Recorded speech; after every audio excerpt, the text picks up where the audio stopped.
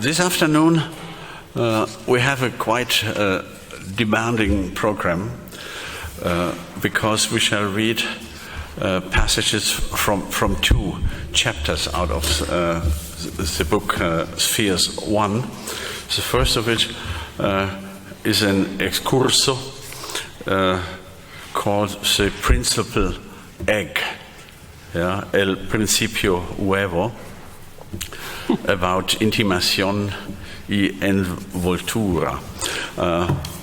I would suggest that you open your copies on the second page, where you find the reproduction of the portada, or the frontispiece of a book from the British naturalist William Harvey from 1651, De Generatione Animalium, about the creation or the generation of the animals. And here you see an interesting picture. The famous invisible hand of Adam Smith is here depicted or trapped in a state of surprising visibility. It is still quite visible, and there's not only one hand, but the two hands of Godfather can be seen here. So it became invisible only in the next 100 years, when Adam Smith published his book on the wealth of nations in 1772 or so. The hand of God had become invisible. But for the physicians and doctors of the 17th century, the hand of God was something that was quite omnipresent. These are the high types of what was called the time of the cosmo-theological proof of the existence of God. In every sign in the world, the theologists and the naturalists tried to decipher the work of God. And so God's hand is still in the graceful state of omnipresent visibility, and they have no complexes at all to show it immediately. So you see here, this is not the hand of the Christian God, to be sure. It is certainly, you see it by that robe, which seems to be a piece of a toga or something like that. It is an ancient god. Call him Jupiter or Zeus, however you like it. He seems to be more fluent in Latin, because on this symbolic egg bowl he's holding in his hand, you read the Latin motto ex ovo omnia. Everything comes out of the egg. This is a lucky moment of the history of ideas. Between here, you hit exactly the transition between the classical mythology of origins and the modern theory, the biological theory of origins out of the egg. With the discovery of the egg principle, the realm of mythology was left behind, and the biological research for the development of life could begin. And the decisive moment was when Harvey and his colleagues in the middle of the 17th century had discovered the microscope, because then for the first time they could identify these tiny eggs that were invisible for the human eye in the light of the microscope.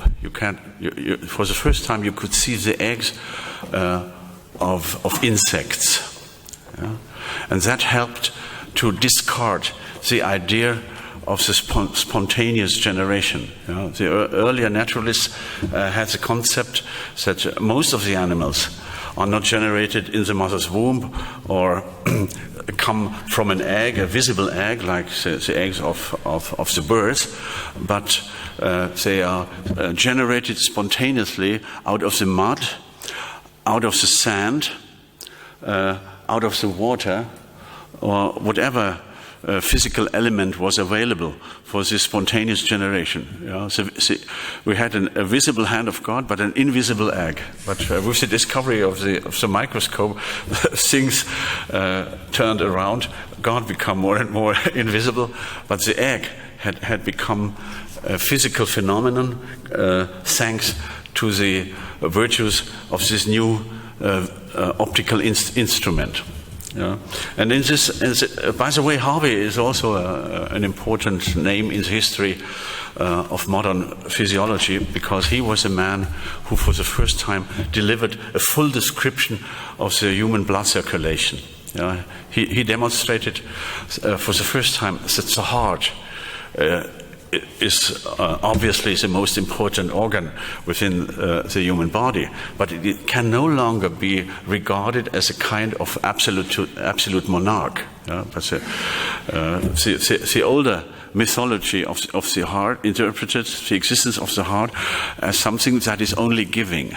The heart is a blood-giving instance, and they simply were unable to see how the blood can return into the heart. So the full description of the circulation of blood was not yet established. And Harvey was a man who for the first time developed a full description, because he delivered a complete picture of the systematic connection between the arterial blood flow and the venal blood flow. So from the heart and to the heart. And this was, as it were, a metaphorical preparation to the French Revolution and towards democracy, because it was as if the heart was transformed from an absolute monarch into a constitutional monarch. On the field of political symbolism, the heart symbol was displaced from absolutism to a representational or functional primordiality, which is an important step towards the idea that the monarch himself owes something to the other organs. In ancient times, if you read the older discourses about the heart, you will always find that it is compared to an omnipotent God who is only giving and not receiving anything from the other organs. And William Harvey is for that reason also one of the most important inspiration givers to future generations, because he pushed the discourse on the human body forward towards a kind of secularized vision of the role of the heart.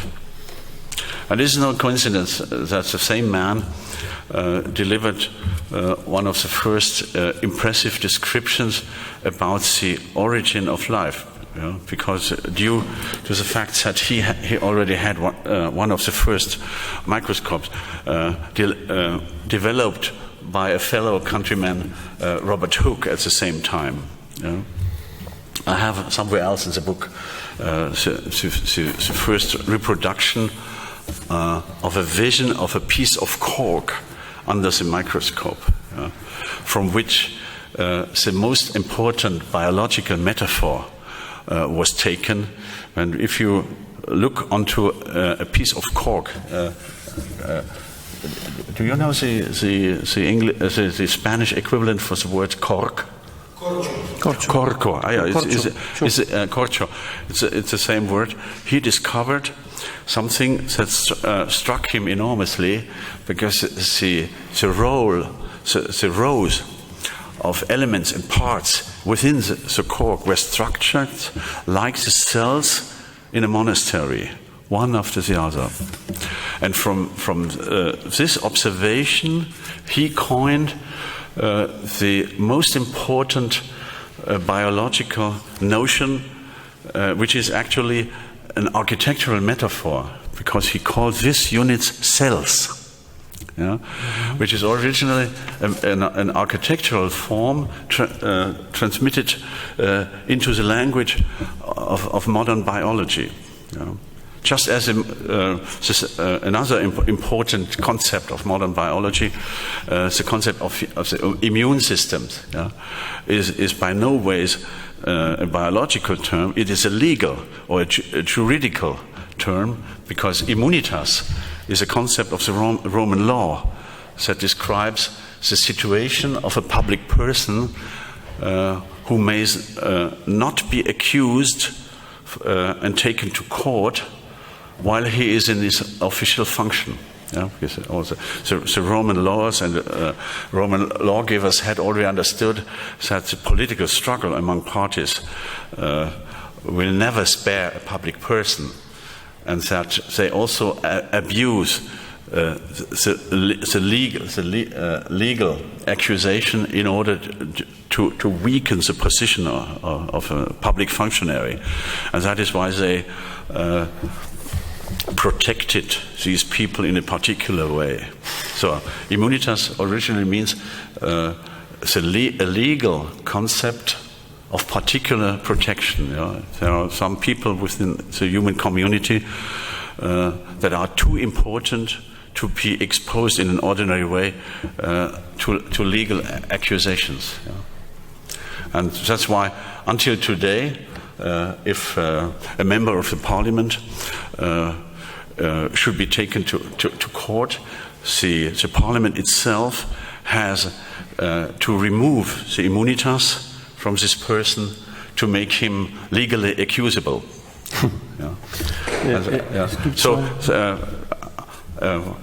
I'm inclined to put some stress on these observations, because there's a lot of misunderstanding in our ordinary critical discourses about the role of metaphors or biological metaphors in sociological discourses. Actually, biology is a discipline that borrows from non-naturalistic discourses, and they naturalize these concepts. And if we unknowingly borrow ourselves these concepts back, we could really commit an error of the type of a biological fallacy. But if you really know the origins of these concepts, you will never commit this error again. You have to understand that the concept of cell, the basic concept of all biological discourses in modern times, is an architectural metaphor coined by the British scientist Robert Hooke, the inventor of the microscope, after discovering the regularity, that striking regularity in the topological order of small cells in a piece of cork when you look at it through the microscope. I will show you the picture tomorrow. Tomorrow will be more like a philosophical movie. I will show you a lot of visual evidence in order to explain what happens if we move from the field of vague sphereological structures to precise sphereological structures. So here we do not yet have the full circularity in the geometrical sense of the word. You remember the sentence that you quoted in your last utterance, the quotation from Gaston Bachelard, when he says the roundness is not the roundness of the unconscious is not yet that of the geometrical circle, but the roundness of the belly, or the roundness of the womb. Gaston Bachelard es el científico, el teórico de la ciencia francés, que influyó muchísimo sobre el postestructuralismo, el estructuralismo y el postestructuralismo. Vielleicht sagst du ein Wort zu den. Quizás le pedimos una palabra sobre, para quien le parezca esto demasiado biologista, vielleicht sagst du ein Wort zu der Rolle, die hier Heidegger und Luhmann spielen. Es gibt hay dos indicaciones que son quizás muy reveladoras en contextos no biologistas en este discurso. Por una parte es Heidegger, que hay incluso una cita que es metafísica, y otro el teórico de los sistemas de Bielefeld, Niklas Luhmann, y los dos son dos autores muy importantes para Sloterdijk. Very important. But I shall give the problem of biologism. I think what I just have said, could suffice to push all this kind of suspicion far from us, because the dimension of metaphorization is not from biology to sociology, but rather the other way around. Biology has taken its most important symbols, like the cell, like the concept of immunity, from different fields that belong to the humanities. Architecture is to be sure one of the most important members of the family of the humanities. And so is the so-called science of law, the juridical knowledge from which the concept of immunitas has been taken. But before I come back to that question, I would like to comment a little bit on the phenomenon of the egg as such. In the history of life, it is quite evident that the egg-ponding creatures began by ponding their eggs into an exterior element.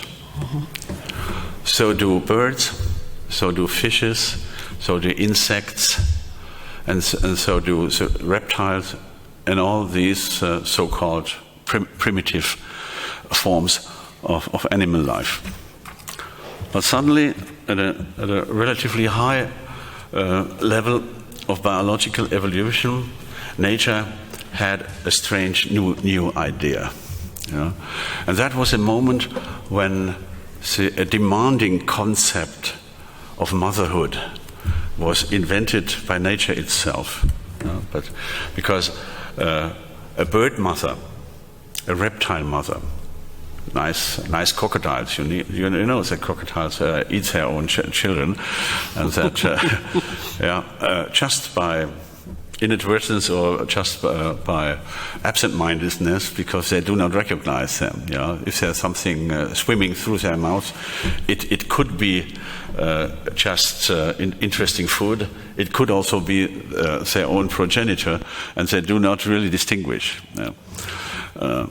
Crocodile mothers, serpent mothers, bird mothers, they all are mothers in a more or less outer and much more superficial ways than the mothers of the whole realm of creatures that belong to the reign of so-called mammals, the mammiferen. What is a mammifere? A mammifere is an animal that belongs to that strange group of living organisms that have followed a new hint from evolution not to pond the egg in an exterior milieu, but to take part in a new adventure, which is to provide the mother's own body as the environment of development for the form of life that comes out of the egg. This is a dramatic moment in biological evolution, because it leads to the invention of integral motherhood. And this is important from the point of view of sphereology, because for the first time femininity as femininity is invented. The crocodile mother doesn't know anything about femininity. You can see that also from outside. It is very difficult to distinguish the male crocodile from the female crocodile, and I personally cannot say if I find the female crocodile more attractive than the other, even if I try hard to take the role of the male crocodile. I do not really get the point what it is about to love a female crocodile. I just cannot feel the special type of attraction. Do you? Evident. Evident. Yeah. This is quite evident, but as soon as we step into the realm of mammals, things change dramatically, because femininity as such assumes a spatial dimension that it never had before. Because the nest function, which is as old as the principal egg, the nest function invades the female body. So the mother herself offers her own body as a milieu in which the egg can grow in its original stages of development, and that leads to the creation of a new type of drama that is unknown in the former evolution. In former evolution, an individual, if it has reached a certain degree of maturity, it simply breaks up the shell and comes out of the egg and discovers the open air. But this is not a real equivalent for the dramas that the mammals have invented, because when mammals come into life, they spend a couple of weeks, a couple of months, a couple of years. It depends on the time span of the biological clockwork. They spend a certain span of time inside their mothers, and their mothers are, as it were, spatial archetypes of interiority offered to the offspring of these creatures, and then the coming out becomes a real drama. It is, and this is the drama that we call birth.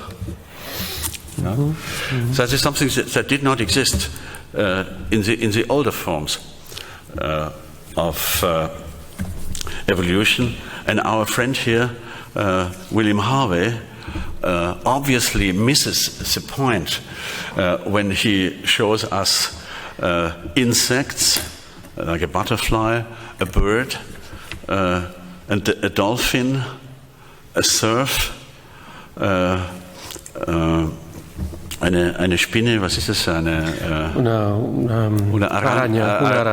Araña, and ein Lézard, was ist das?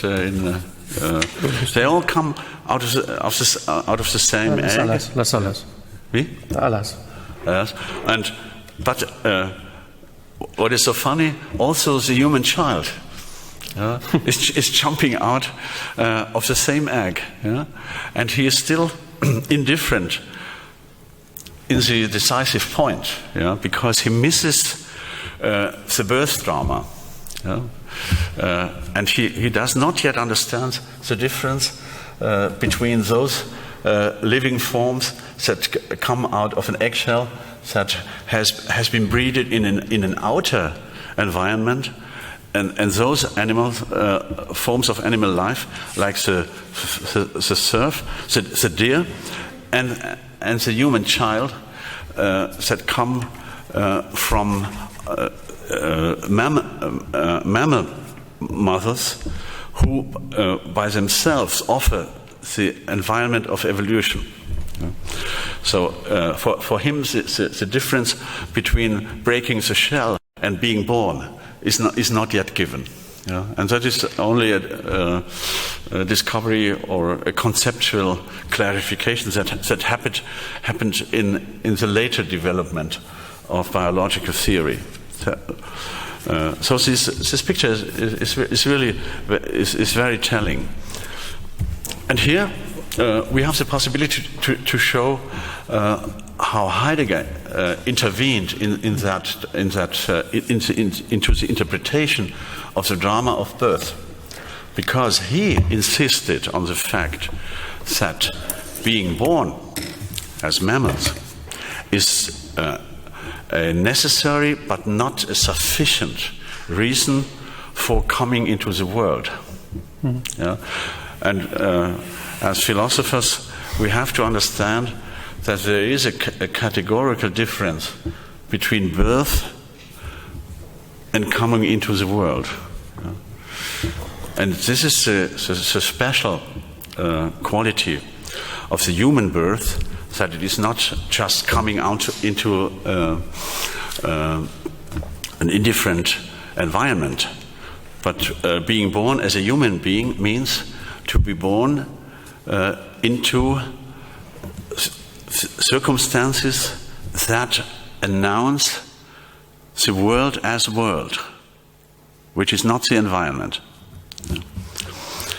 We must remember that Heidegger was among the first readers of the most important book of modern meta-biology, written in 1909 by the German biologist Jakob von Uexküll, von der Umwelt und Innenwelt der Tiere. Un biologo alemán del siglo XX. Yeah.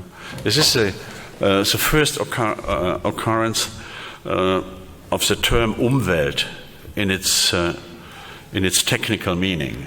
Mundo circundante, mundo circundante, Umwelt, mundo alrededor. Yeah. And Heidegger immediately reacted to this book, especially to the second edition, which appeared in 1921. That was a moment when Heidegger himself entered into the path that led him to Sein und Zeit. That appeared in 1927. He read the second edition of Jakob von Uexküll, von der Umwelt und Innenwelt der Tiere. And he was profoundly shocked when he saw that biology, of the naturalistic approach to the question of life or existence, was, as it were, absorbed. The naturalistic approach seemed to absorb the whole domain of philosophical reflection. And his reaction was the development of his own ontological topology we are dealing with in all these classes here. Because it is through Heidegger's reaction to the concept of Umwelt in modern metabiology that he was pushed on the way that made out of him the first philosophical topologist who is still contemporary with our actual reflections on this question. Aber das ist eine Denkleistung, nicht unbedingt Heidegger intern, oder? Lo haces tú, no precisamente que sea Heidegger intern. ¿Cómo es eso? Yeah, not really. But, you will see that in his famous lecture, Grundbegriffe der Metaphysik. Yeah. Conceptos fundamentales de la metafísica. Mundo, finalidad, no sé qué más. Welt, Endlichkeit, Einsamkeit. Y soledad. In the winter semester in Freiburg, 1929, until February 1930, which is probably his most important philosophical lecture he ever gave. In this discourse, you find his direct dialogue with Jakob von Uexküll when he was, what is it? What is in the Umwelt? How is it possible that forms of life can relate to an outer world? Aber das machst du selber. Ich meine, das würde bei Heidegger sozusagen wissenschaftlich nicht. Bedient sich der Sache. But this is also the first and only place in Heidegger's entire work where he approaches himself a little bit to the question of a philosophy of nature. He talks about stones And his opinion on stones is not very favorable for stones, because he thinks stones incarnate the impossibility of a being, of ein Seiendes, to relate to an outer world or to an environment. That is the reason why he calls stones weltlos, acosmic, or deprived of a world. Yeah? So stones cannot be a neighbor to whatsoever. And even if you have one stone lying next to the other stone, you cannot say that the stones are neighbors, because the capacity of neighborhood, or the capacity of being a neighbor to something else, is only given then and only then when the being itself has the capacity to open itself towards the environment. So it has to have, as biologically speaking, it has to have a nervous system, because nervous systems are these kind of openings. Yeah? If the stone becomes turned on, metaphysically turned on, it becomes frivolous. Frivolous enough to get a nervous system. And if you have a nervous system, you become a risky form of life. For the stone, there is no risk of life. Even if you smash the stone and break it into hundreds of particles, every part of it will represent the same quality of acosmism. So it's the same incapacity to relate to something outside itself. And the next step in Heidegger's explanation of the history of nature is animality. And according to him, the animal is weltarm, is poor. Sì, ausente del mondo, con poco mondo. Con poco mondo. Poco mondo, sì. E dico mondo con una relazione deficitaria al mondo. This is ontologically speaking. Povero del mondo, literalmente. This is the ontological meaning of poverty, to have an access to the world, but not the full access.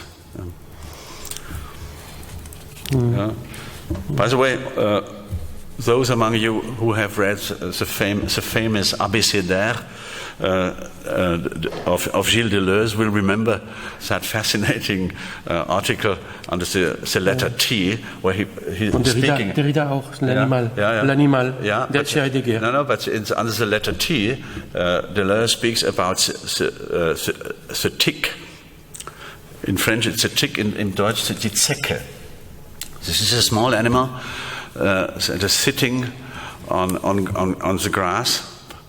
La avispa. Yeah. No, la? La tick. That is. Okay, gracias. And this is Me falta vocabulario concreto. These are small things that drop down on you, and they have that perverse gift to enter under your skin. Múnich está lleno de eso. Es increíble. No se puede notar en el jardín inglés en verano que eine Zecke kommt immer. And this it is dangerous because they carry a kind of bacterium that can provoke the Gehirnhaut and the meningitis. That can provoke meningitis. And it is a real danger to children playing in the grass, where the second can enter into. But these ticks, according to Gilles Deleuze, this is the most Heideggerian passage in his whole work. He said, I have exactly 3 openings or 3 channels that helps them to communicate to the world. They have the capacity to feel the presence of animal warmth. That means if a mammal with warm blood comes by, the tick, the Zecke, understands through this temperate channel that food has arrived, and then it drops down, and it has a second channel that helps him at the contact with the skin. of the victim to make a hole into it. And the second channel is to suck the blood of this warm-blooded victim. Yeah? And this threefold opening to the environment represents the whole world of the tick, of the Zecke. Yeah?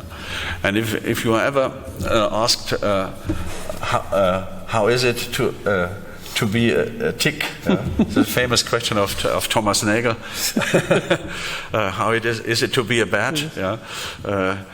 The answer, according to Gilles Deleuze, is quite clear. It is like feeling to have exactly three channels to the outer world. Whereas for Heidegger, the poverty, the ontological poverty of the animals is abandoned when humans arrive, is abandoned in favor of a very risky surplus of openness to the world. And this is an incredible dharma, because humans are obviously animals, but they are by their own nature animals that go ontologically beyond animality, because they have that hellish gift of openness to the world. They are more open, they are million channel animals. They have that openness to the world. The term itself is taken from Max Scheler. This is one of the rare cases when Heidegger frankly admitted that he owed something to another thinker, a contemporary thinker. Scheler had died in 1925 or so, and so he was no longer a rival, and it was just a gesture of courtesy for a colleague that had recently disappeared, when Heidegger admitted that he had taken the concept of Weltoffenheit from Scheler. So, la apertura al mundo. Weltoffenheit. Weltoffenheit. Apertura. Apertura al mundo.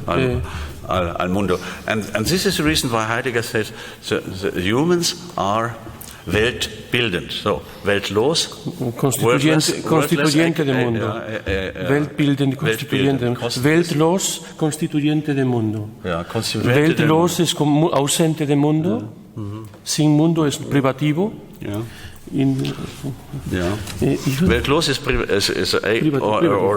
a cosmos, so there is no real world. So stone cat animals are poor with regard to the world, and humans, and this is a new dimension, are, as it were, overexposed to the world, and they have to be weltbildend, they have to have the capacity to reduce their own openness into a livable form of being in the world. Because the total ecstasy of being there is simply unbearable.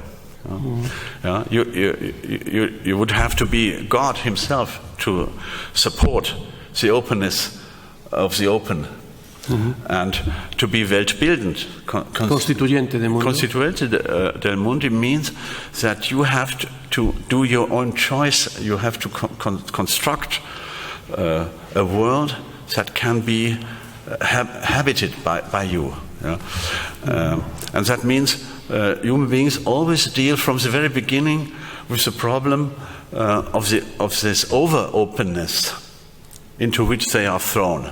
And here the dramatic dimension of the concept of thrownness can be grasped. This is one of the dramatic new expressions that Heidegger introduced in Being and Time in 1927.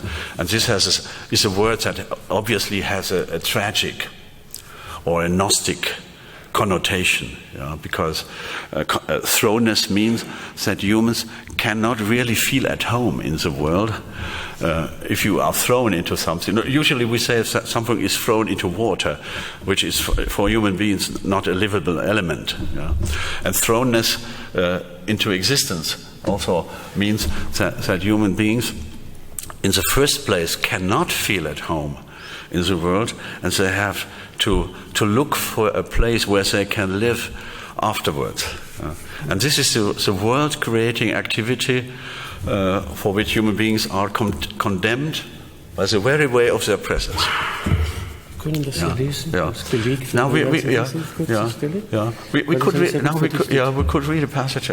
Do you have that? Creo que podemos ver una buena beleg, ¿cómo se dice eso? Una documentación del dolor.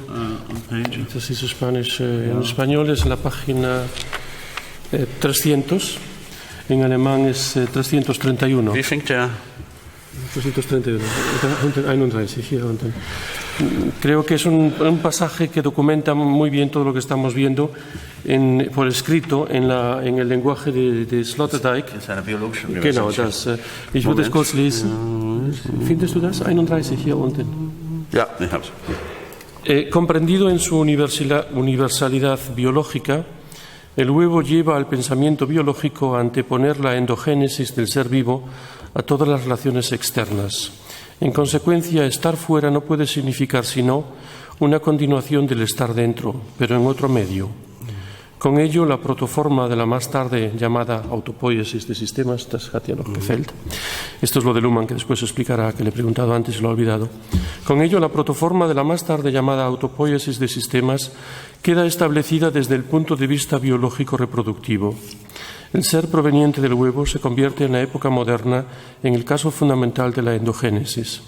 Existir significa para el ser vivo en adelante, más obligatoriamente que en cualquier mitología, venir de dentro. Aus den Innen kommen, schätze ich, sowas.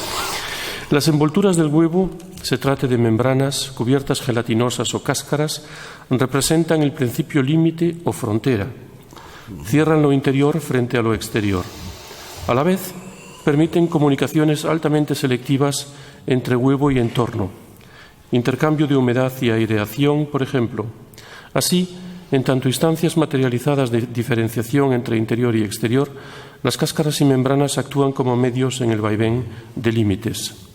Según la necesidad específica del mundo interior, solo permiten que pase un quantum extremadamente reducido de materiales e informaciones externas en primera línea, a saber, gas, calor, líquido. Yo creo que esto condensa muy bien todo lo que estamos hablando.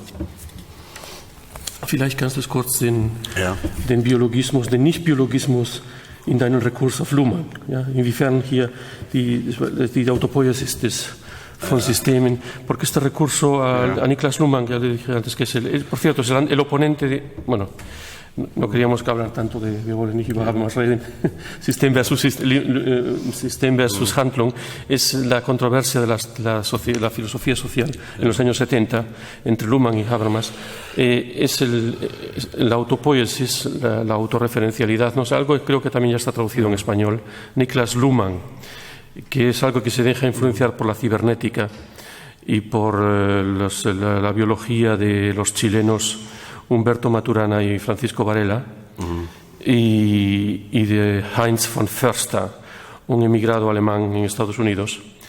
Y todos ellos proceden de Gotthard Günther, una lógica alternativa. Bueno, pues del que condensó todo esto en la teoría, en la sociología, es Niklas Luhmann de Bielefeld, muerto en 1998. 1920 y poco, vivió, es más o menos contemporáneo de toda la gran generación, de Heinrich, de todo eso. Bueno, pues Sloterdijk recurre con frecuencia a la teoría de los sistemas de Niklas Luhmann para darle un toque, él dirá cómo, a todo este tipo de teorías, y por eso le pediría antes que ya que aquí los menciona, que explicitase en qué medida el recurso al Heidegger de lo que es metafísica y al Niklas Luhmann de la teoría de los sistemas permite darle una vuelta no biologista a toda esta cuestión que parece prima facie tan biologista. Y tiene que ver con el concepto de autoinmune también, con el inmunitatsbegriff. But there are two different types of non-biologist discourse. The Heideggerian style of non-biological discourse on the human ecstasy in the world. That is the fact that humans have this extremely demanding openness to the world, but it's a different type of discourse compared with Luhmann. he obviously is much closer to the biological discourse, but he's not directly interested in the meta-biological discourse of Jakob von Uexküll. He also has his own concept of Umwelt. Yeah? He uses the Uexküllian concept of Umwelt, but he has transformed it into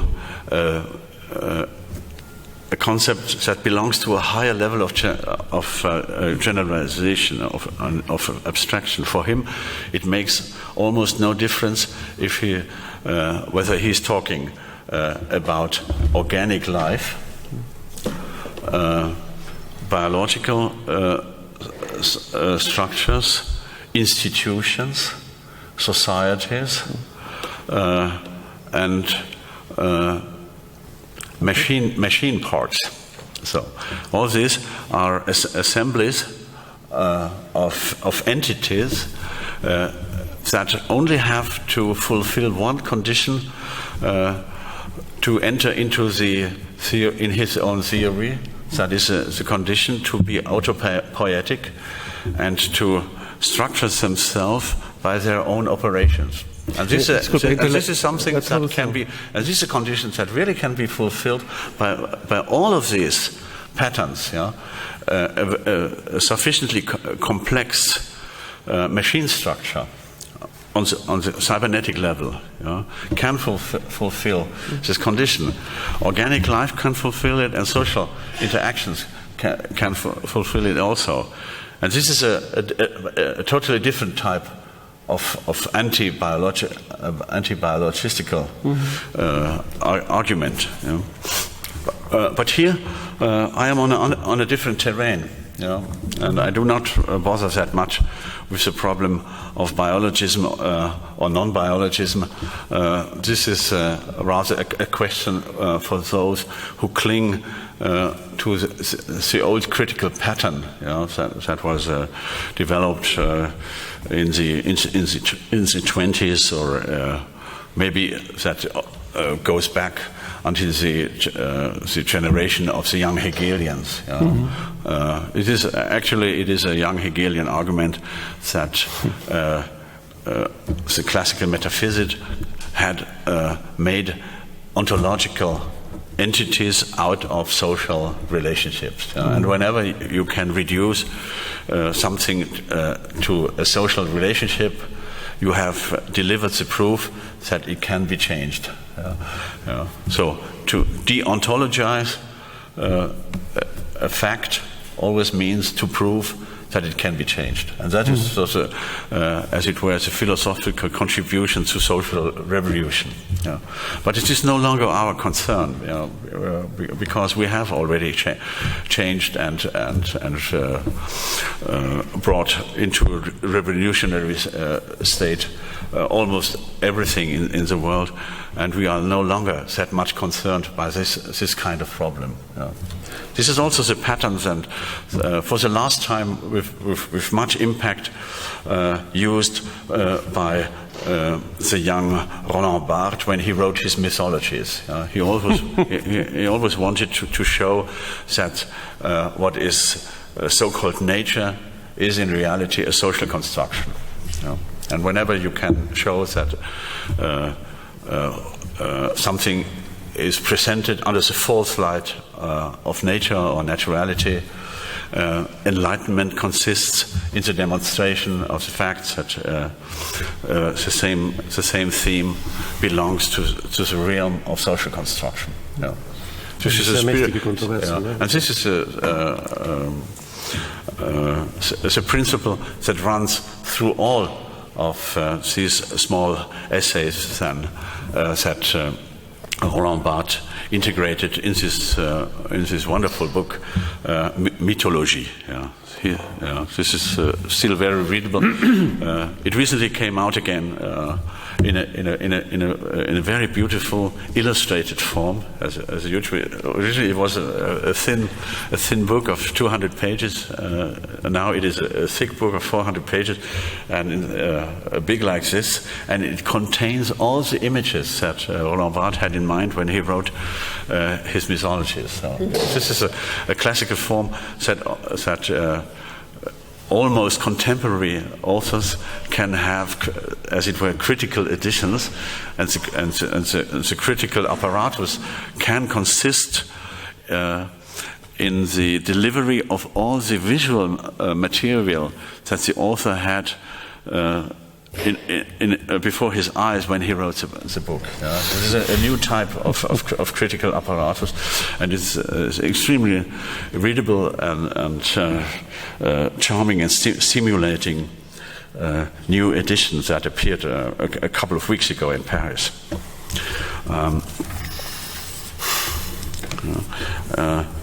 Okay, I would like to read together with all of you the last paragraph here. Geburt. Okay.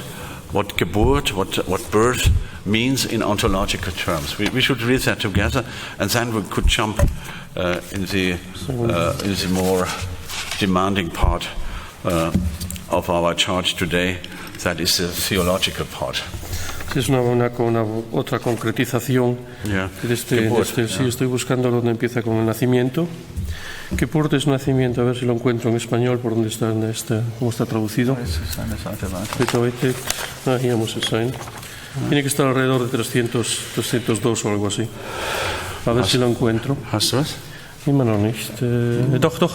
Sí, pero es que no empieza con nacimiento, ya lo tengo. Página 302. En el caso de los mamíferos, glaube ich, das bedeutet ja, ja, einen dreifachen Höhlenbruch. Ja, das genau. ist es ja. Nacimiento, das ist es. Genau, ja, pero en el caso de los mamíferos de sangre caliente y vivir, por cierto, una nota bene, han podido ver cómo salta de la teoría de los sistemas a Roland Barthes, a Heidegger. Esto es lo que estábamos escuchando por parte de Isidoro Reguera, lo que es el saber enciclopédico de Sloterdijk, y cómo argumenta enroscando su argumentación en una narración que es al mismo tiempo referencia de hechos históricos e historia del pensamiento. Esto es simplemente una pequeña nota bene. Procede.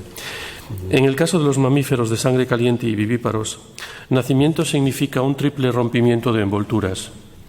Por una parte, el estallido de la placenta, que como equivalente de la cáscara de huevo tiene a su cuidado el aislamiento del feto en el medio materno. Por otra, la salida de la matriz por el cuello del útero. Ja, eine Sekunde. Ja. Es ist nicht die Plazenta, die zerplatzt von die Fruchtblase. Das ist ein anderer Las Termin. aguas, el rompimiento de aguas. ¿Cómo se dice eso? ¿Rompimiento de aguas? Pues será así, ¿ya? Genau. Bueno, díselo a Isidoro. Ja, genau. Für Isidoro eine kleine Message. Kleine Bemerkung für die nächste, para la próxima edición, que hay aquí ha puesto placenta, donde es rompimiento de aguas. Okay. Er muss noch ein bisschen Gynäkologie machen. Sí, tiene que pedirte ayuda en ginecología un poco, quizás. Si se me permite, se nos permite a los dos, me acaba de decir la indicación. Por otra, la salida de la matriz por el cuello del útero. El éxodo orgánico que permiten las contracciones del parto. En tercer lugar, el paso a través del canal de nacimiento al medio extramaternal, completamente distinto, que se manifiesta como el mundo exterior auténtico frente a la intrauterinidad e inmanencia placental. Desde el punto de vista topológico, sin embargo, este triple proceso de desenvoltura no lleva necesariamente al derrumbe del lactante en un modo de ser sin cobijo, ya que bajo circunstancias normales queda la cercanía de la madre y como cuarta envoltura esférica resarce de la pérdida de las tres primeras materiales. ¿Tres primeras materiales? Cuarta envoltura. Was sagst du? Tres primeras materiales, das klingt ein bisschen komisch. Pero bueno, no es el momento de cotejar la traducción, no es por nada, me sonaba un poco raro en español, pero quizás yo no sé a quién para cuestionar formulaciones en español. Este cambio de medio amortiguado desde un espacio de protección interior a uno exterior aparece en todos los seres vivos superiores que producen descendientes en alto grado inmaduros y sujetos a anidamiento.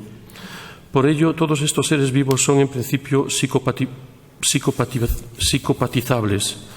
Su maduración para participar en juegos de relaciones adultos puede ser truncada o deformada por lesiones de la cuarta envoltura extrauterina. El Homo sapiens, junto con sus animales domésticos, goza del precario privilegio de poder volverse psicótico con mayor facilidad que cualquier otro ser vivo, entendiendo por psicosis la huella de un cambio de envoltura fracasado. La psicosis es el resultado del aborto que soy yo mismo como sujeto desgraciado de una mala mudanza a la que no proporciona sostén ni envoltura. Si uno se orienta a este concepto de psicosis como eco de una catástrofe esférica temprana, se hace comprensible por qué la psicosis ha de ser el tema primordial latente de la modernidad. Vielleicht kannst du diesen Satz danach kurz erklären. Quizás le pidamos que explique esta frase, porque aquí, típico en Sloterdijk, de repente, sin darse uno cuenta, salta y deduce algo que tiene una trascendencia casi global tremenda, ¿no? Se hace comprensible por qué la psicosis ha de ser el tema primordial latente de la modernidad. Dado que el proceso de la modernidad implica una iniciación de la humanidad en el exterior absoluto, una teoría de la modernización esencial, solo como dictado del proceso ontológico de psicosis, puede llevar a formulaciones creíbles y existencialmente pregnantes. Bien formuladas, quiere decir este neologismo de Reguera. Como época de desplazamientos sistemáticos de límites, de patologías colectivas, de cáscaras y de trastornos epidémicos de envolturas, la época presente reclama una antropología histórica de la locura procesual. Le vamos a pedir que explique quizás estas últimas deducciones, estas últimas consecuencias. Vielleicht kannst du kurz diese Schlussfolgerungen am Ende des Zitates kurz erläutern. Ab der Psychosis, ab der Psychose. Ja, genau. The key word of this passage is obviously the fourth envelope, la quarta envoltura, the fourth envelope, because this is the envelope that belongs from the point of view of the newborn to the social world, you know. And there is no guarantee that the social world really fulfills its function. You know? This is a systematic point where the question of the bad mother becomes a philosophical question. You know? Or the question of the stepmother. You know? All cultures, you know, are haunted by the demon of the stepmother. Yeah? That means the mother who does not really behave like a mother. Yeah? Yeah.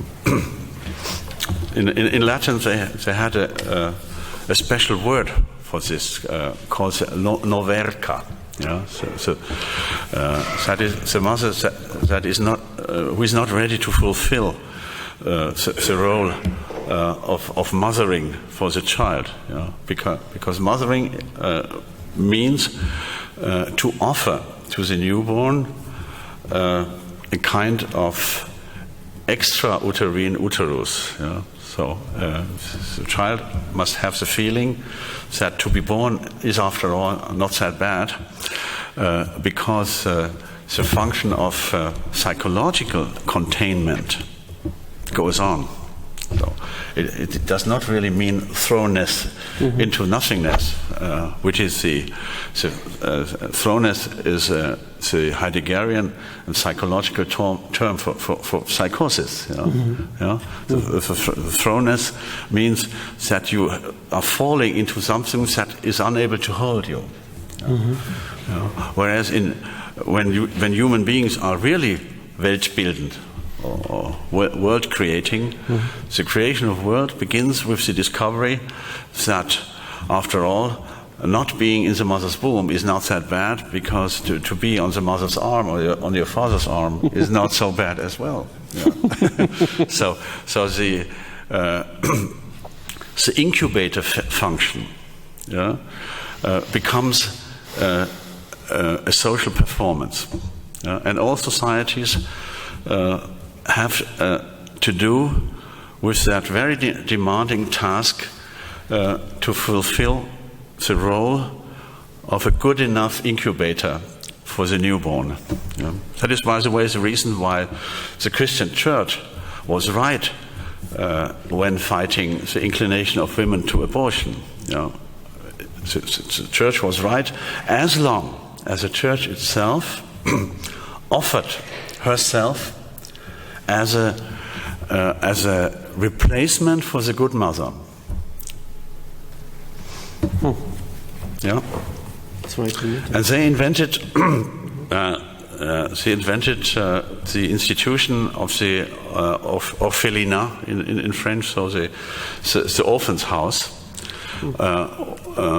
where newborn babies that could not be kept by their own mothers or their own parents for whatever reasons were accepted by the religious people and were brought up as carefully as these people were capable to do. If you take das Telefonbuch, el libro donde están las listas de teléfonos. Ja, la lista de teléfonos. If you take the telephone book, el listín telefónico. Let us say the telephone book of Madrid or of Rome. In that case, both languages coincide, and you open it under the letter E, and look for all those who carry the name Esposito. Eso es un detalle interesante. You will discover. Eso es lo que significa históricamente, Esposito. I would guess that I would bet that alone, for Madrid alone you will find 20 pages with Esposito italiano. And if you find that, these are all descendants from people that were brought up in Christian orphelinats. Because Esposito was a name given to these people by the Christian fathers that took up the exposed people, babies that were laid down in front of the door of the church. Un altar de la iglesia. Todavía hoy. And this is an institution that shows that what a society is. So society is a breeding capacity. Every society is defined by its breeding capacity, or the capacity of bringing up children from the very beginning, not only if they are 5 or 6 years old when they are sent to school, but the society really begins with the capacity to adopt children. The adoption is a basic gesture not only of humanity but of the social continuity. And the ironic fact is that even parents have to adopt their own children because they have to accept them. Besser altar als die Mülltonne.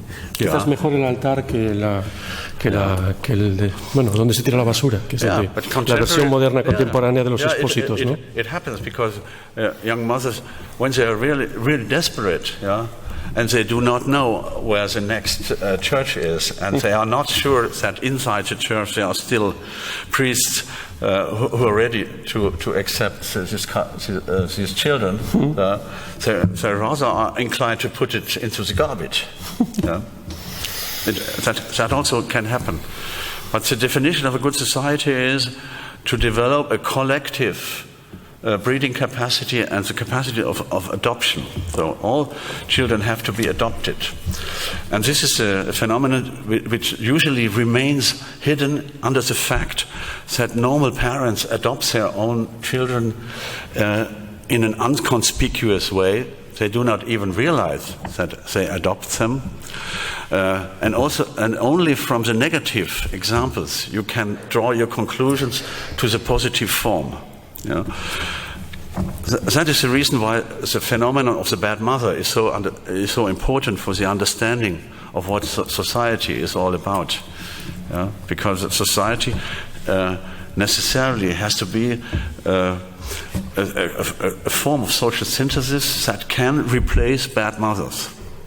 That is, as it were, a conspiracy of good citizens that they are ready to adopt collectively the children of whomsoever. If they have good parents or not good parents, the society as society has to have the capacity to invite all children. That is the definition that has to be fulfilled if you really want to speak about good society. Yeah. And that is also the reason why the question of abortion is really crucial for the definition of the climate of a given social nexus. Yeah. And this is not, and the meaning of all this reflection is, of course, not to incriminate the bad mother, but to show that a good society is a society that can replace bad mothers. That is an essential definition of what good societies are about, and what decent life is about. It is not biologically and psychologically not really necessary to be brought up by your own parents, yeah, but the breeding power of a society has to be strong enough to invite and to integrate whomsoever into life. And that means that we are millions of years far away from biologistic discourse, because this is a discourse on the moral power of a real decent and human society. Vielleicht die ganzen neuen, lo digo en español, vielleicht die ganzen neuen Entwicklungen in den Biowissenschaften bringen eine sehr schöne Pointe, die man noch denken muss, ne? Also diese Abkopplung von Sozialität, von der Biologizität, ne?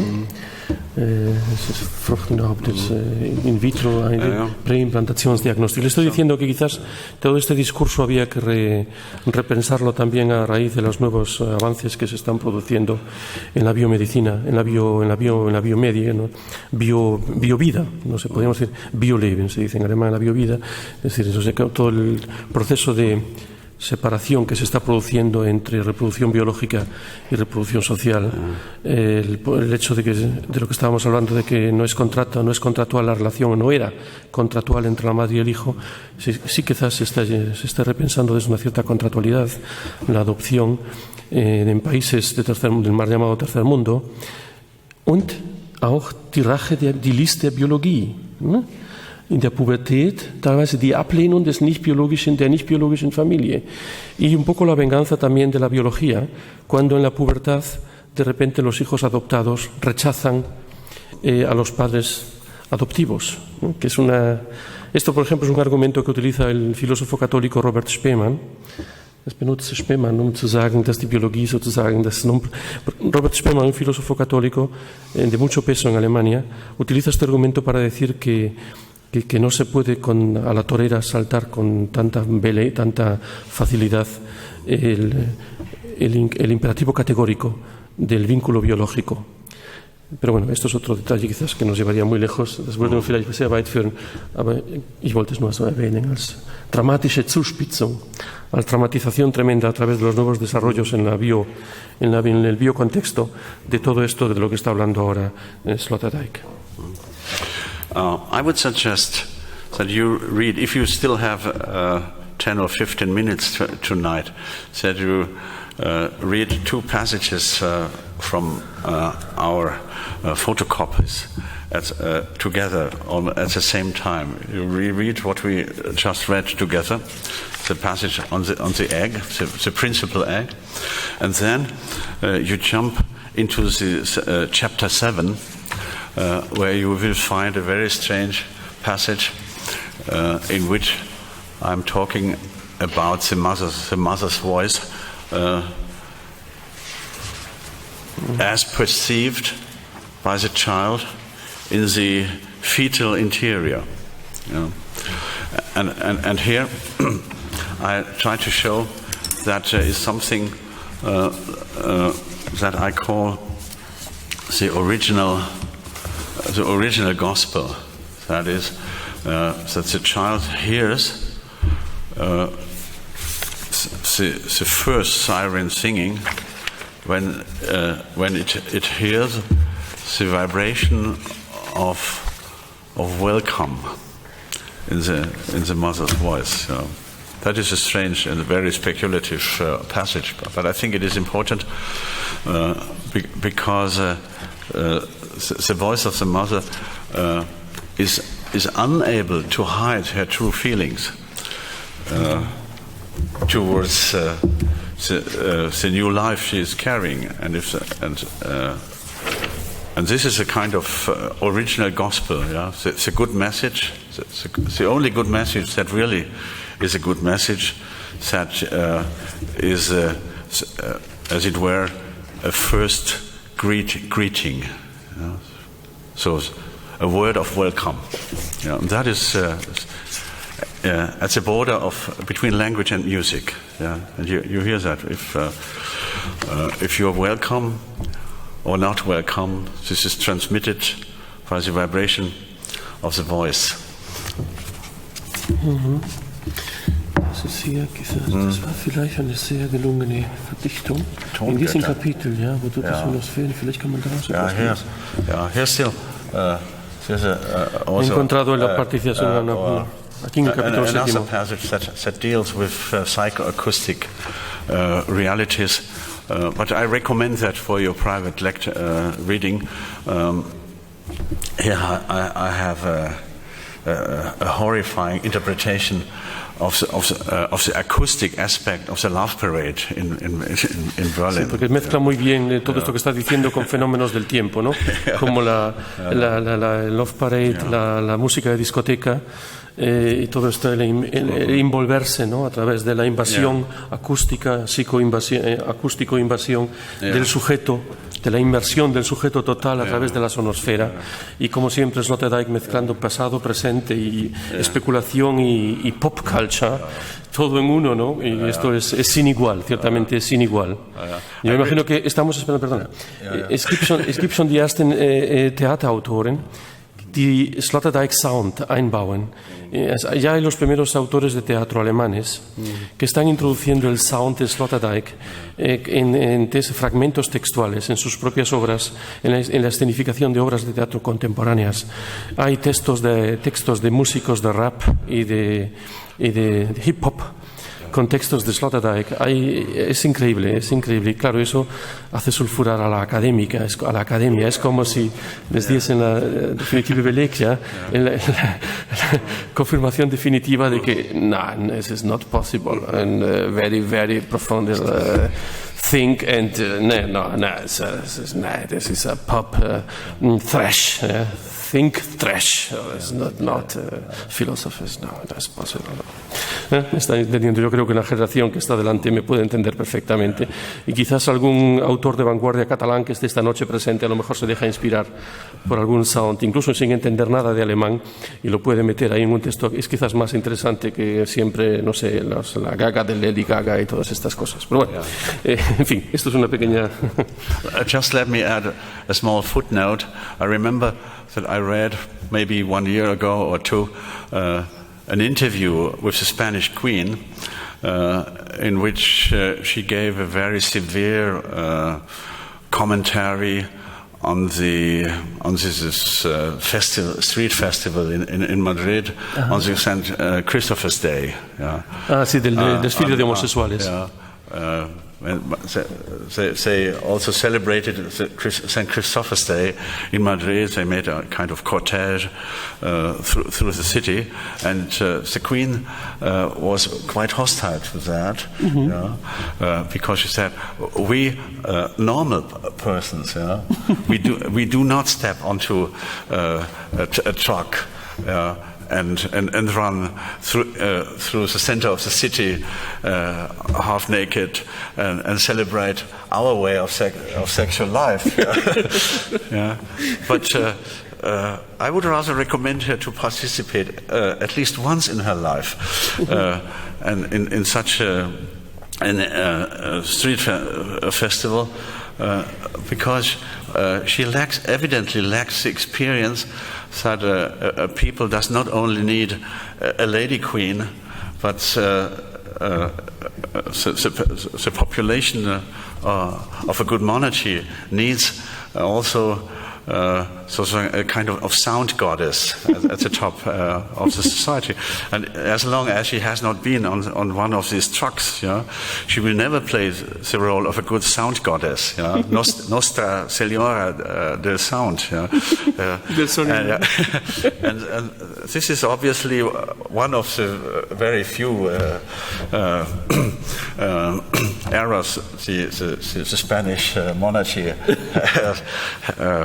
has displayed so far. And from many other aspects, it is just admirable. But here, for my feelings, she went a little bit too far in her ladylike attitude, and she should have taken the role of those who have very deep historical reasons and far-reaching historical reasons to celebrate their emancipation. El punto es la inmersión sonosférica, ¿no? La inmersión completa del sujeto a través de todos los sentidos que se están impregnando de esto. Y esto se ve incluso cuando se está escuchando pues un poco la melodía, incluso en inglés, que me suena muy raro, la melodía de cuando Sloterdijk está hablando, ¿no? Ese sound deiner Melodie im Sprechen, auch im Englischen, als Beleg dafür.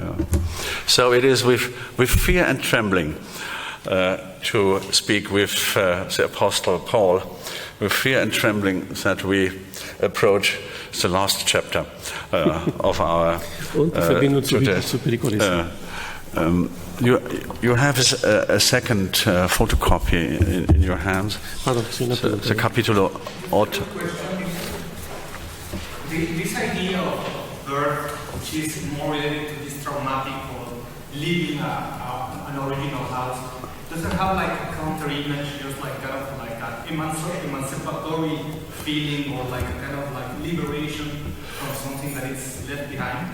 Yeah. I think that's why I don't know. Yeah. I'm just thinking that if you have like this melancholy on the idea of leaving this origin, but I was thinking that you could think as well as this emancipation, but with a complex of how like this inner communication with the mother, and therefore it will create like a split from mother, you, in within the world. The world will be like something outside.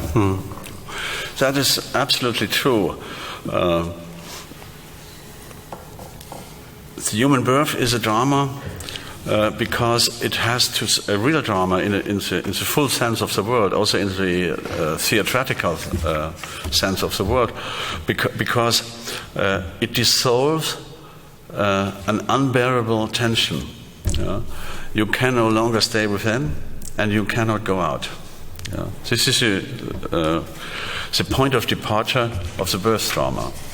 So gynecologists are more and more inclined to think that the impulse that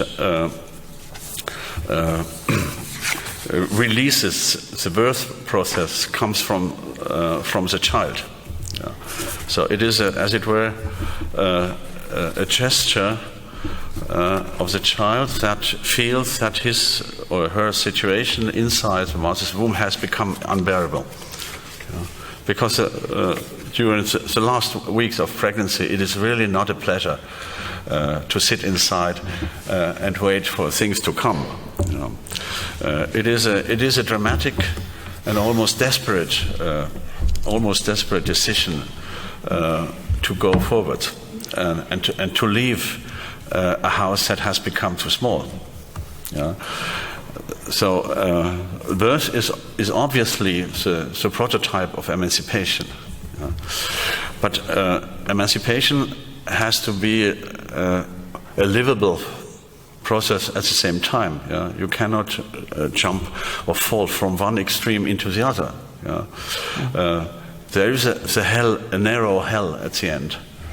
But there is also an agoraphobic hell on the other side of the world, because the openness of the open is unbearable in a different way. To be imprisoned within an envelope that has become too narrow is certainly not a pleasure. But it is also a huge challenge to go to the other side, to come, as it were, into the world, if the world does not prove to be a livable space. And that is the moment where the question of the fourth envelope comes into consideration. So, how did we say the quarto envoltura? Yeah. So the world has to assume the qualities of the quarto envoltura to become a hospitable world where the newly arrived can have the feeling that this is a place that deserves to be visited. Ich glaube, creo que se podría hacer muy bien el punto de todo esto, también de la cuestión, tomando recurso de las tres provocativas páginas que son un poco como la conclusión provisional, que es, cuidado, es curso 9, no dónde se equivoca Lacan, sino de a partir de dónde, primado del Raum, del espacio, von wo an Lacan sich irrt.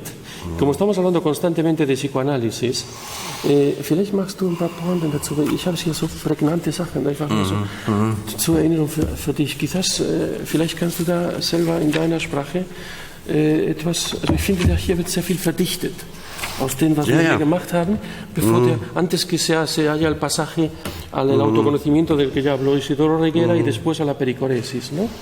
Y es algo, yo desde luego lo recuerdo, la primera lectura de esto que me impactó muchísimo porque es un poco cuestionar die Infragestellung der Vulgata, ¿no? in bestimmten Kreisen dessen, was Lacan so über Freud hinaus gemacht haben soll und die Anwendung auf deine Theorie.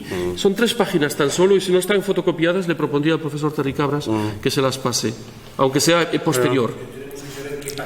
Son el discurso 9. ¿A partir de dónde se equivoca Lacan? Es el título. Me imagino que estará traducido así. Discurso 9. Tiene que estar. Yo es que solo tengo el libro completo en alemán. No lo tengo en español.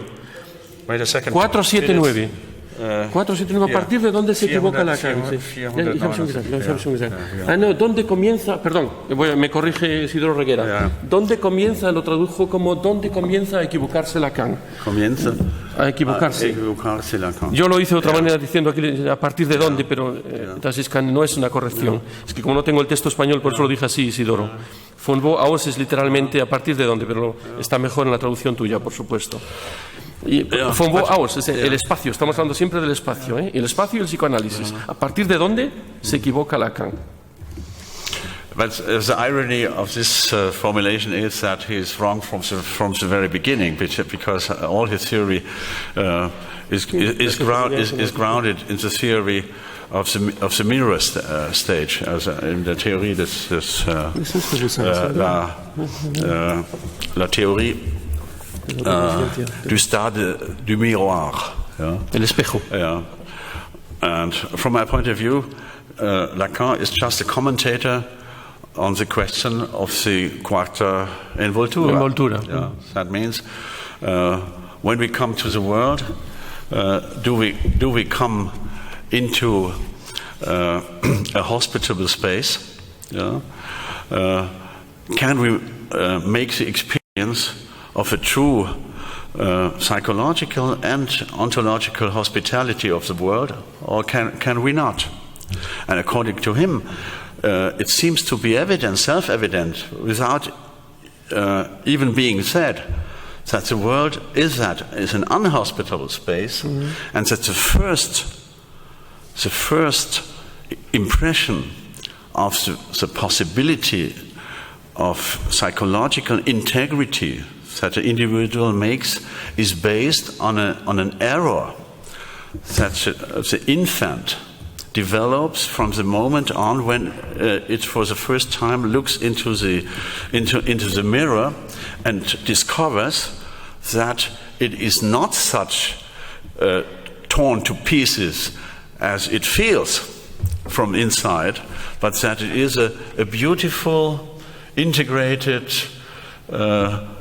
coherent human being, that can recognize itself in the mirror as himself or herself. And according to Lacan, this is, as it were, the primal error you have to commit in order to become a normal human being.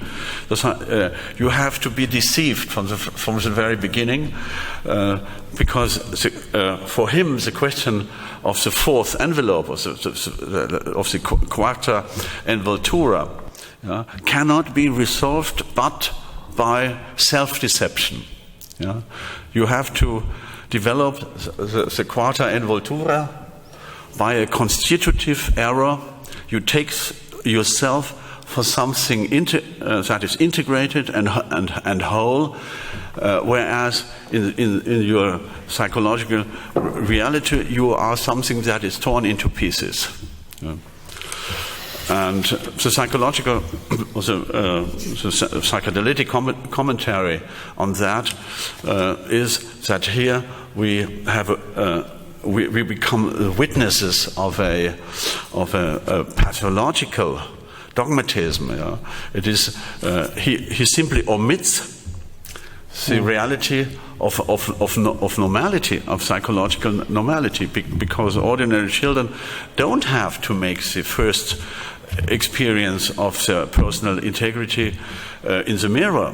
They know already from other sources, especially from the interaction with a sufficiently good mother, that they are something that does have the quality of integrity. You do not need to be informed by the mirror that you are something coherent and a beautiful human being within the borders of a physical shape that you can see in the mirror. Esta frase final es patética y es fantástica. Es una frase tan solo, y como no tengo el texto aquí en español, lo traduzco yo a mi manera del alemán. Estamos hablando, es un poco el final provisional de toda la relación entre subjetividad y conocimiento de mundo. Ahora olvidándonos de todos los despojos de nombres de clásicos. Sie selbst erkennen oder nicht erkennen, das ist hier die Frage. O conocerse a sí mismo o no conocer. No conocerse, no conocer. This is the question. Esta es la pregunta.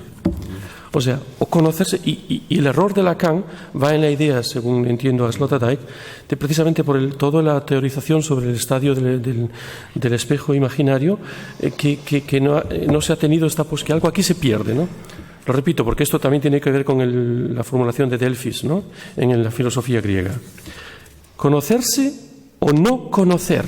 El que no se conoce, no conoce el mundo. Das ist hier die Frage, also diese absolute Zuspitzung, como dijo Reguera.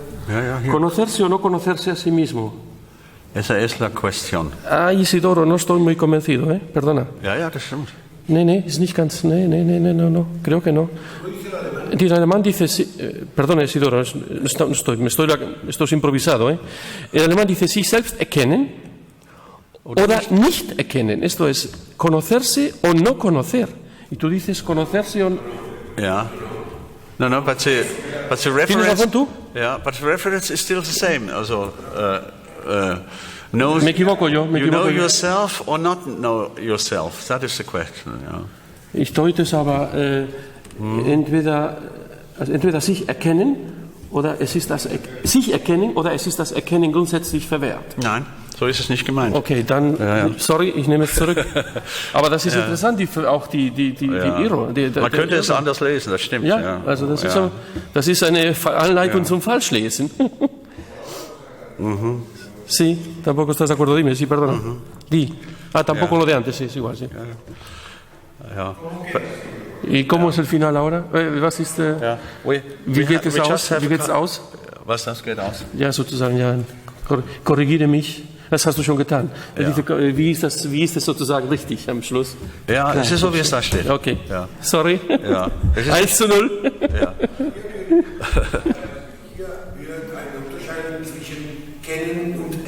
Ja, das ist nicht, bin ich ganz überzeugt. Wir können noch streiten ein bisschen. Nein, wir haben doch, no, but I have erkennen twice. Sich selbst erkennen oder nicht erkennen. Das ist, ja. Claro, es que hay una cosa, es conocer. No, this is just Hamlet's question in a cognitive mode. Ja.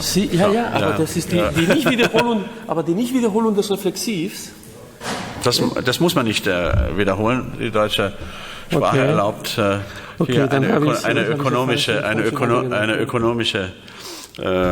Verwendung des Reflexivums.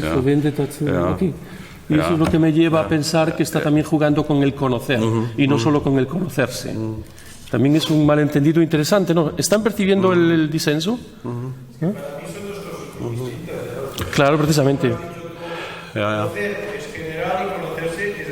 Claro, pero eso al parecer es un error mío. Después de 30 años hablando alemán. Pero eso es Sloterdijk. No es conocerse o no conocerse, al parecer. Es conocerse o no conocerse. Es reflexivo en los dos casos. Yo retiro mi objeción.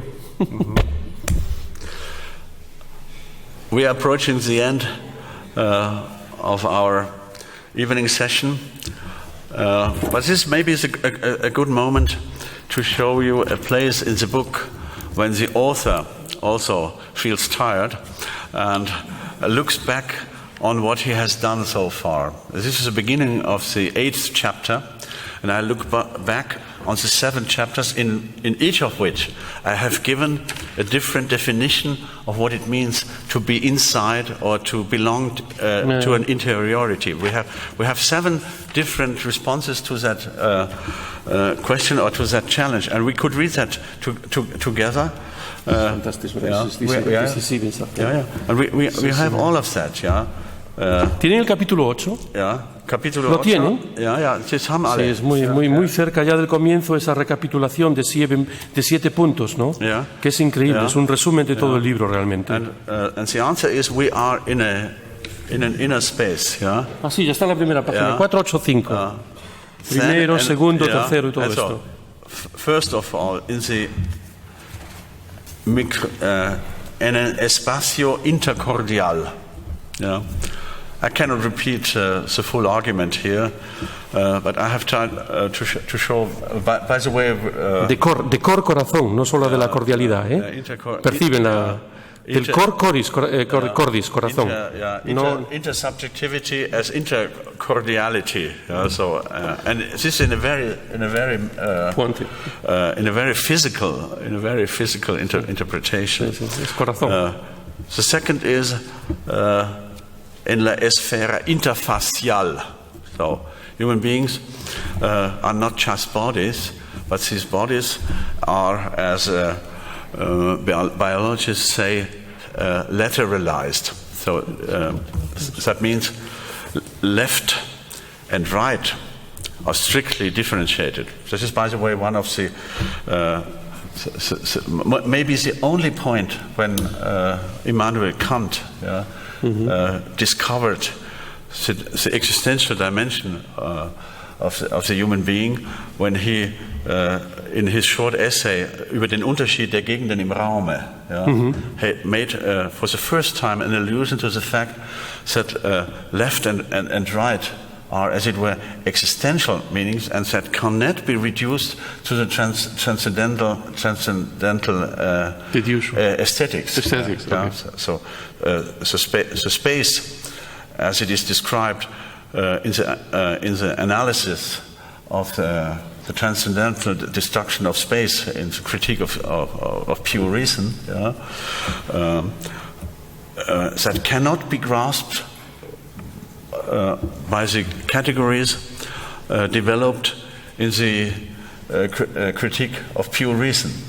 Because, la diferencia entre la antropología y la estética trascendental de la crítica de la razón pura. Where he develops the concept of pure space. And afterwards, in this short essay, he breaks up the system and discovers an existential speciality that has to do with the lateralization of the human body. But there is even more dramatic lateralization, that is the front side and the behind. Yeah. And human beings have that strange quality to turn to each other their front sides. Yeah. So if we turn to each other our backs, we interrupt communication. Yeah. We have, as it were, a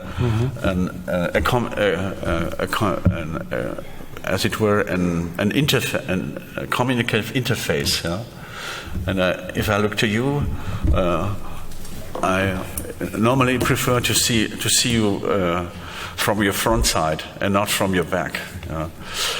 And the most dramatic element of this interfrontality of human encounters is the interfacial relationship. I have dedicated a whole chapter to the question how faces meet faces, and how an interior space is created through the fact that faces look into other faces, and this endless mirroring within a resonant spheres of interfaciality. And the third definition is the field, el campo de fuerzas mágicas de unión y de influjos hipnóticos de aproximación. Er braucht keine, no necesita ya traducción. And here tells a story of animal magnetism that led to psychoanalysis, or the psychoanalytical transfer or the psychoanalytical rapport. Whenever human beings approach each other, there is the kind of magnetism between them. They attract them, they repulse them, they enter into a field of reciprocal hypnosis. Human beings hypnotize each other. And Alfred Tomatis says that in a very direct way, that speaking means to play on the body of the other. So language is our most outspoken means of inter-hypnotic relationships. And the fourth definition in in der Immanenz, das heißt, im Innenraum der absoluten Mutter und ihrer nachgeburtlichen Metaphorisierung, el espacio interior de la madre absoluta y de sus metaforizaciones posteriores al parto. Quinto, en la diada, this is die Dyade. Die Dyade is a psychoanalytic term, o desdoblamiento placental y sus conformaciones sucesivas. Sexto, bajo la custodia del acompañante inseparable y de sus metamorphosis. This is a very dangerous chapter, which I would not recommend.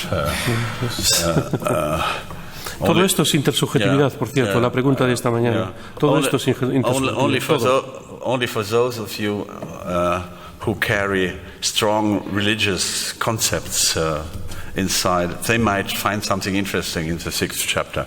But otherwise, I would not recommend that at all. But the seventh part is something we have been talking about. This is espacio de resonancia de la voz materna que saluda dando la bienvenida y de sus reproducciones mesiánico-evangélico-musicales. Here I try. De musa. So, un bello neologismo de Isidoro Reguera. Mosaicas. So I try to show that there is a common root to music and religion, and that both go back to that messianic vibration of a voice that welcomes you. Muse, ist richtig. Ja. So. Había una pregunta, ich gab eine Frage dort. Ja.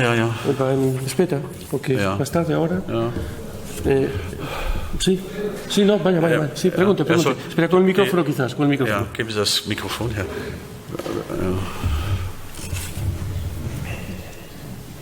Hago entender a los Ya.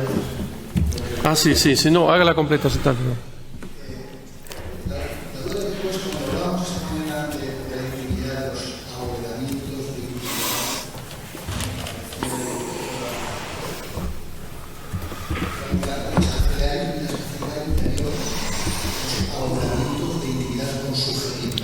Entonces pensamos ahí que esa microesferología de la intimidad no tenía nada que ver con el visito de tres presentaciones de la psicología y de la platónico freudiano.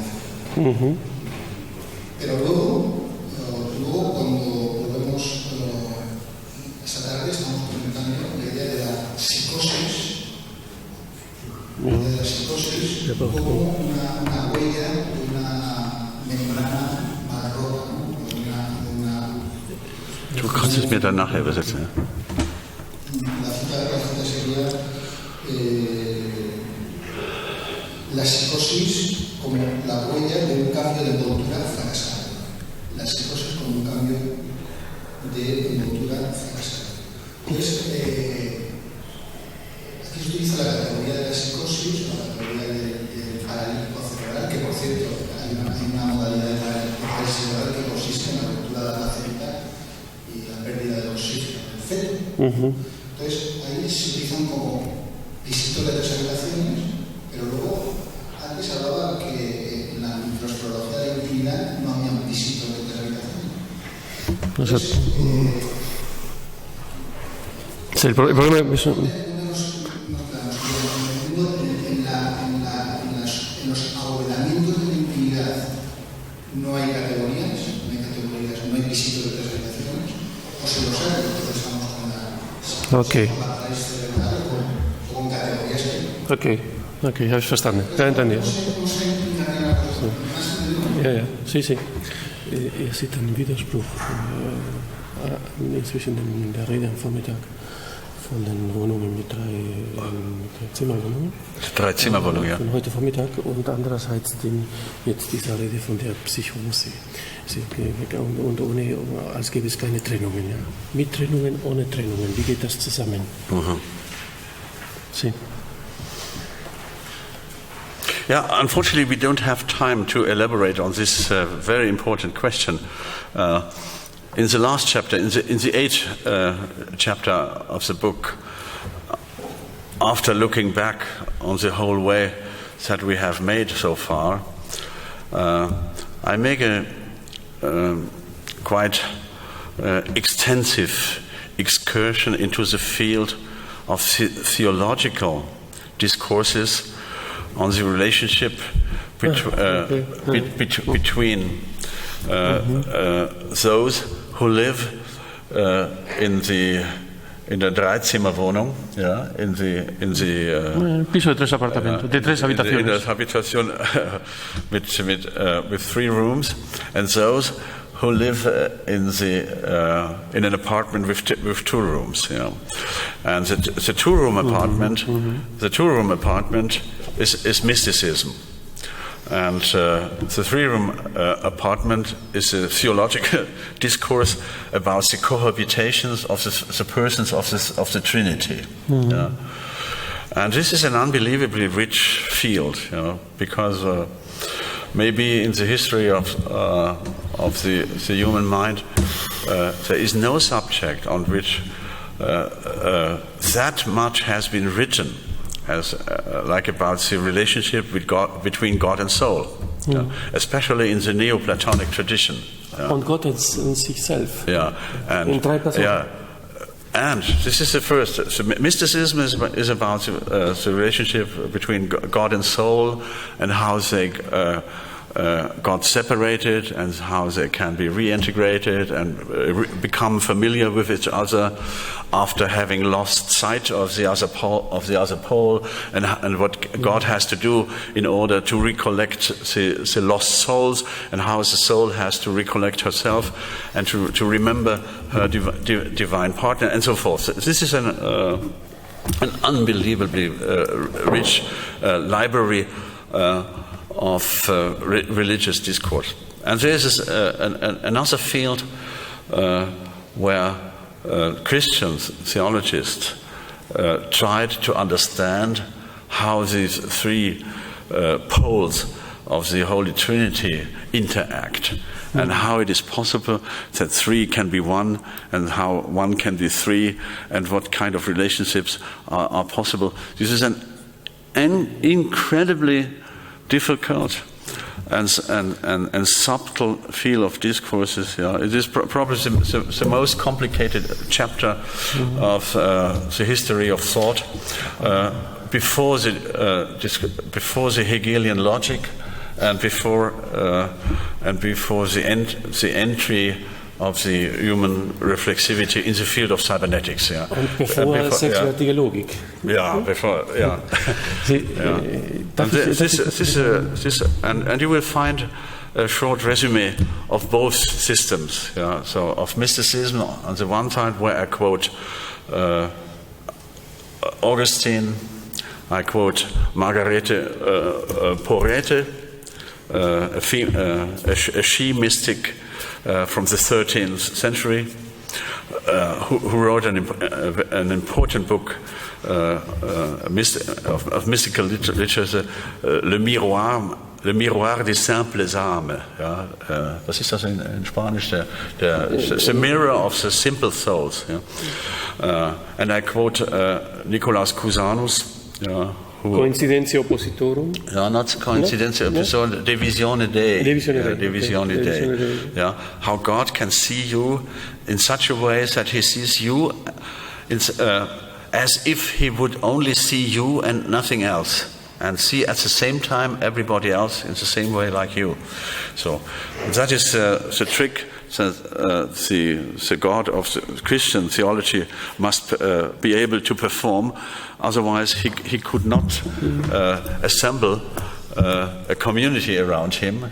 He would remain the God of the mystics, who only has private relationships. And that also leads already into the theory of the church and the theory of the perichoresis, the mutual inhabitation of the members of the divine community.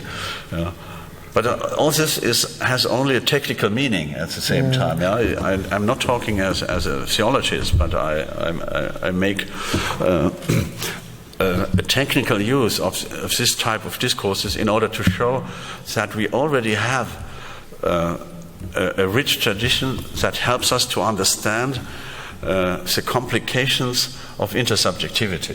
Ja. Ich würde gerne ganz kurz auch meinerseits ein kurzes Kommentar zu dem Ende. Me gustaría hacer un pequeño comentario personal, porque yo escribí un texto justamente sobre este primer volumen que está publicado en Alemania en el 2009, un libro sobre Sloterdijk, y acabé precisamente con un análisis también dramatizando este tipo de prima facie inconsistencias lógicas que se pueden dramatizar muy bien viendo el último capítulo el final del primer volumen. Simplemente un comentario, porque me parece que vamos a ver ese capítulo más en detalle, pero yo diría que un buen ejercicio de lectura que le aconsejo no solo al que preguntó, sino a todos, sería intentar perderse esta noche media hora en ese capítulo, aunque solo fuese a nivel de análisis lógico, ¿no? Es decir, viendo cómo la lógica, justamente con el juego de dentro-fuera, y de dos personas, mención a las herejías en la historia del cristianismo primitivo que está tratando también Sloterdijk en el aspecto lógico y metafísico. O sea que si hacen la experiencia de ver este texto bajo el ojo y la dimensión lógica, y tienen presente todo este intento de reformulación de la geometría no euclidiana y todo esto que hemos trabajado hoy, quizás se pudiese llegar a una lúcida nueva formulación y reformulación e insistencia de la pregunta tan certera que ha planteado. Es un mero comentario.